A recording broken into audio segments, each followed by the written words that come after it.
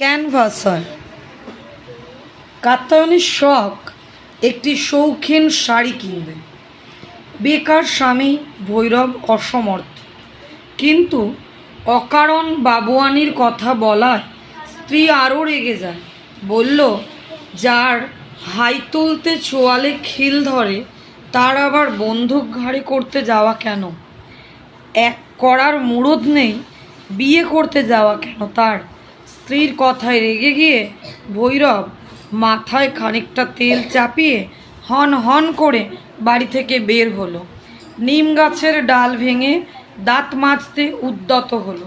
হঠাৎ পেছন থেকে হাঁক এলো, মাজন চাই, ভালো দাঁতের মাজন। ভৈরব পিছন ফিরে দেখল এক সম্পূর্ণ অচেনা ভদ্রলোক একটি সুটকেস হাতে নিয়ে তার দিকে তাকিয়ে। লোকটি হীরালাল।